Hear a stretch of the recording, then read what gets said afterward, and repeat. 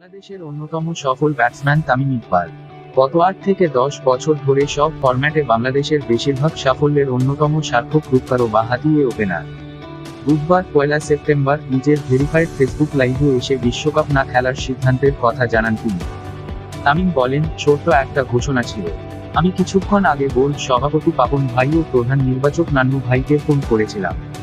Phone করে কিছু জিনিস শেয়ার করেছি, যেটা আপনাদের সঙ্গেও শেয়ার করতে চাই। আমি ওনাদের বলেছি যে আমার মনে হয় না বিশ্বকাপ দলে আমার থাকা উচিত।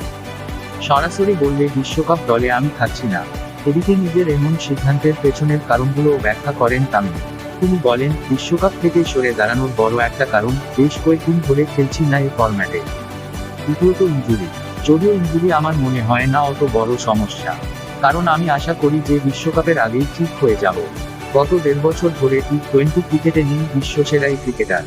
তিনি বলেন, কঠিন এই সিদ্ধান্ত নিতে আমার কাছে যে বিষয়টি মুখ্য মনে হয়েছে, যেহেতু সর্বশেষ 15 থেকে 16 টি-20 খেলিনি এবং আমার জায়গায় যারা খেলছিল, আমার মনে হয় না এটা কোনোভাবে ফেয়ার হবে তাদের প্রতি যদি আমি হঠাৎ করে এসে ওদের জায়গাটা নিয়ে নিই। বিশ্বকাপ দলে তাকে রাখা হতো বলে ধারণা করছিলেন তামিম, কিন্তু সেটা ঠিক হতো বলে তিনি মনে করছেন না। তামিম বলেন, হয়তোবা আমি বিশ্বকাপ দলে জায়গা পেতাম। আমি মনে হচ্ছে হয়তো বা থাকতাম, তবে মনে হয় না সেটি ঠিক হতো। তবে এদিন তিনি আরও একটি বিষয় খোলাসা করেছেন।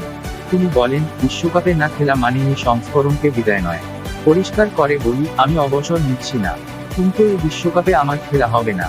আমার মনে হয় তরুণ যারা ওপেন করছেন বিশ্বকাপে ওদের সুযোগ পাওয়া উচিত, কারণ ওরা গত 15 থেকে 16 ম্যাচ ধরে নিয়মিত খেলছে। ওদের প্রস্তুতি হয়তো আমার চেয়ে ভালো থাকবে। সঙ্গে এটাও মনে করি তারা হয়তো দলকে আমার চেয়ে ভালো সার্ভিস দিতে পারবে। এছাড়া সংবাদমাধ্যমকে তিনি অনুরোধ করেন এই সিদ্ধান্তের ব্যাপারে তার প্রাইভেসি বজায় রাখতে, আর জানান মনের ডাক শুনেই এ পথে এগিয়েছেন তিনি। তবে বাংলাদেশের ব্যাটিং স্তম্ভের এমন কথা মানতে নারাজ বেশিরভাগ ভক্ত সমর্থক। লাইভ পোস্টটির মন্তব্যের ঘরে বেশিরভাগ কমেন্টই ছিল তামিম কেন এমন সিদ্ধান্ত নিলেন তা জানতে চেয়ে। এছাড়া অনেকেই বলছেন হয়তো অভিমান করেই এমন কঠিন সিদ্ধান্ত নিয়েছেন তিনি। এর আগে একটি মহল তার টি-20 খেলার যোগ্যতা নিয়ে প্রশ্ন তুলেছিল। তেমনি তামিমকে নিয়ে আপাতত ভাবতে নারাজ ছিলেন টাইগারদের হেড কোচ রাসেল ডমিঙ্গো। তামিমের না থাকায় শূন্যতাও অনুভব করছেন না তিনি। গত সোমবার 30 আগস্ট সরাসরি সে কথা বলেও ফেলেন তিনি। ডমিঙ্গো বলেছিলেন, স্কোয়াডে এখন যে 19 ক্রিকেটার আছে, আমার যত মনোযোগ তাদের দিকেই। তামিম যখন ফিট হয়ে উঠবে তখন তার কথা ভাবা যাবে। সত্যি বলতে আমি তার কথা খুব বেশি ভাবছি।